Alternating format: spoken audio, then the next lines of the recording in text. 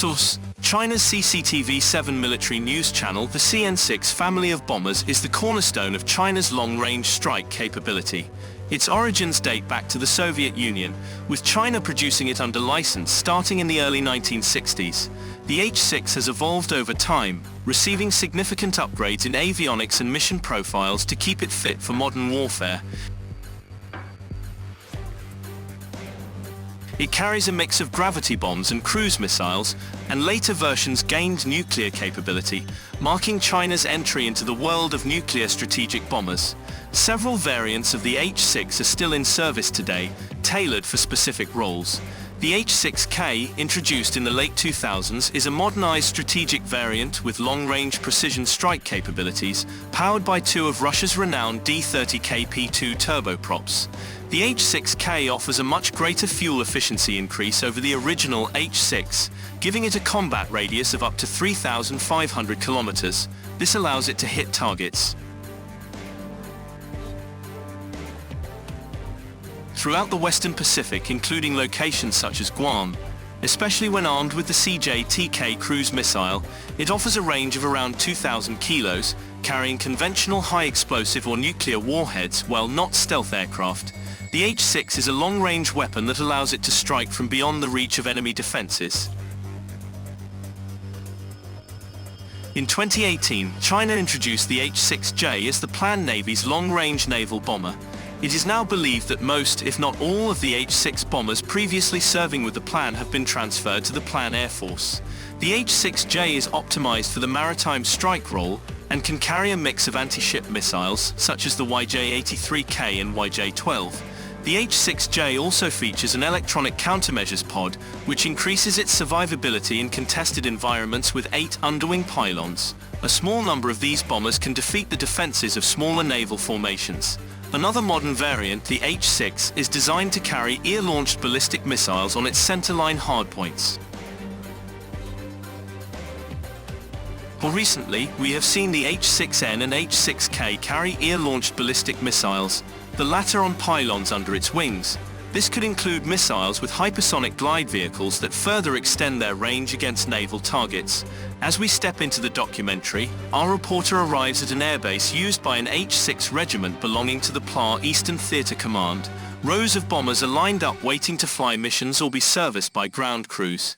He walks on the wings of the aircraft, their own weight, a fraction of the payload that can be carried on these wings. He explains that even though the H-6 has been in service for decades, they continue to perform critical roles such as strategic bombing.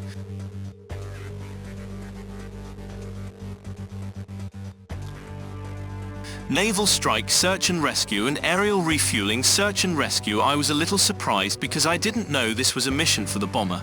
The video mentions that the H-6 must be ready for combat at any time, and the amount of effort that goes into ensuring the aircraft is capable of carrying out missions at any time is far greater than that of keeping a fighter ready for combat. This was due to the larger crew on the H-6, its larger size and larger weapons load that had to be reloaded. Now all 6 were clearly based on the old bomber design, and as such retained some of the key characteristics of the old bomber, such as the glass cockpit. Now, not all H-6s retained this glass nose. The more modern airframes have replaced it with a wren which carries the radar instead of a glass navigation cabin.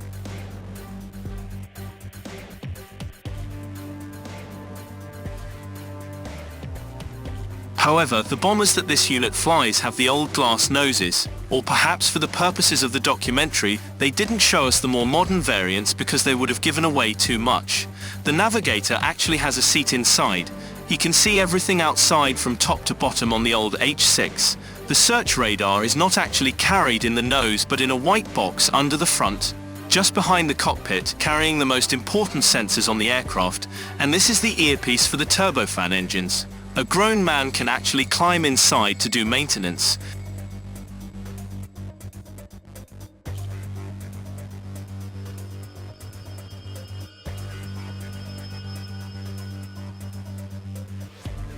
This is the door to the internal bomb bay, which is very large compared to the internal weapons. The bays on fighters like the J-20 gravity bombs would hang on these rails on the sides once they were loaded inside the aircraft. Of course, in modern warfare, free bombs are not enough, so you need cruise missiles. The missiles are secured by underwing pylons. This is a more modern version of the H-6, has up to 8 underwing pylons. As this is an older version, it seems there are now fewer small bombs being lifted on trolleys. These are not real bombs, these are made for training. I believe they are used by ground crews for training purposes, for example loading weapons. Although the video is not precise on what type of training they facilitate, perhaps they are dropped on a mock-up American carrier in the Xinjiang desert for training, who knows. Here we see ground crews loading training bombs into weapons racks inside the bomb bay. The bombs are secured very carefully using these very strong hook devices. China has its own thermobaric ear-piercing bombs. In November 2022, the American mother bomb version of all its bombs was tested by an H-6 bomber. In November 2022, according to a video from the official PLA account, the Air Force shows an H-6K bomber dropping these bombs.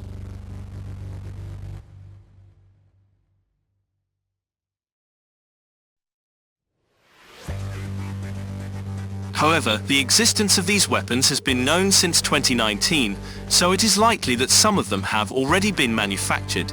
Now our reporter will go into the navigator station to see what the working environment is like. I am not sure if he really enjoys it.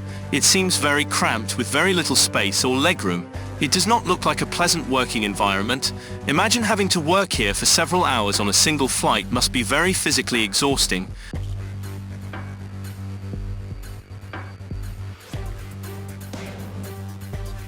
At least the view is good thanks to the glass nose, and you have a swivel chair to interact with all these devices around you.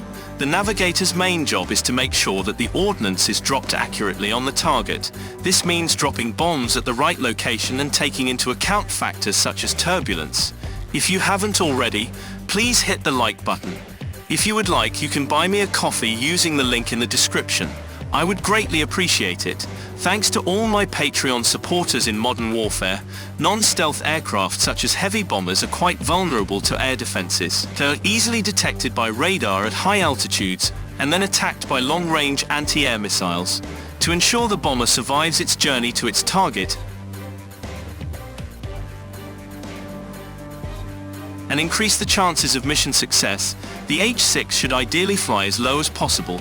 Low-altitude flight paths exploit the inherent blind spots of most radar and e-defense systems. This reduces the enemy's reaction time and makes it more likely that the aircraft and its crew will return home. The downside, of course, is that the aircraft itself has less time to identify and lock onto a target, so more training is required for low-altitude combat. You can see the H-6 flying very close to the ocean surface in the video. The waves on the surface are very visible.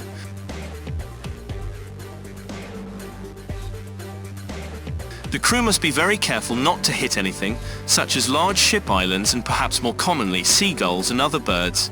They can cause potential damage to the aircraft's engines. PLA naval bomber units are trained to approach targets from different directions and attack simultaneously, attacking at different angles with anti-IP missiles.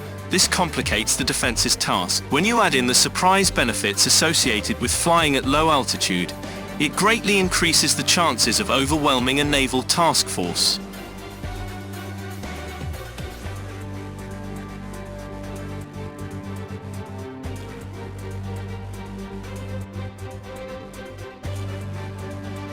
The H-6 naval bomber had to fly for long periods and cover long distances to increase its operational range.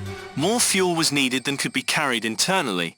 External fuel tanks or drop tanks could be carried on underwing pylons, as you can see on this aircraft. Here, these tanks increased the range of the H-6, bringing more targets in the Pacific within striking range.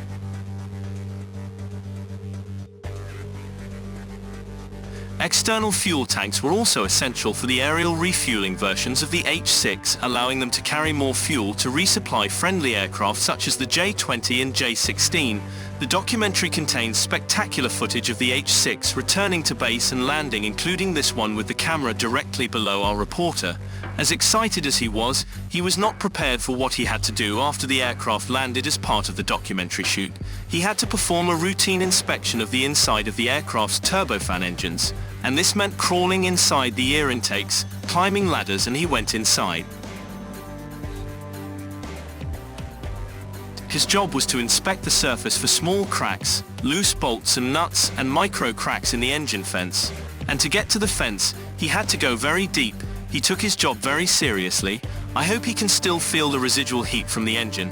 I assume they wouldn't have sent him in if it wasn't safe. He puts his hand on this pipe, and it doesn't seem too hot judging by his reaction. We then move closer to the turbo fan blades to see if there is any damage or seagull debris stuck in the fan blades. They appear to be in good shape. These screws appear to be at the bottom of the ear intake, and if they came loose and got sucked into the fan blades, it would cause real damage, so the screws at the bottom need to be checked as well.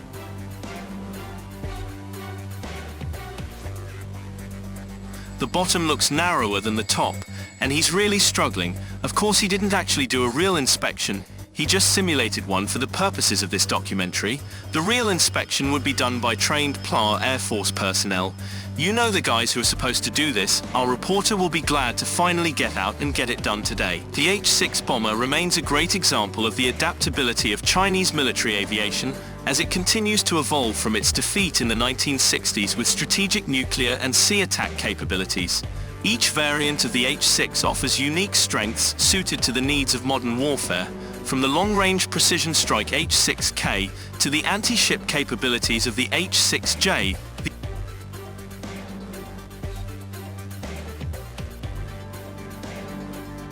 These aircraft are critical assets in China's power projection in the Pacific. The documentary provides a detailed look behind the aircraft's structure, from the demanding workspaces of cruise capability to the complex maintenance required for mission readiness. Our reporter's journeys crawling through the engine intakes and navigating the glass-nosed cockpit reveal the bomber's cruise challenges and the dedication required to keep it operational. We hope you enjoy this unfettered look at the H-6. For a more comprehensive analysis of the H-6 bomber's design, watch the video here. See you next time.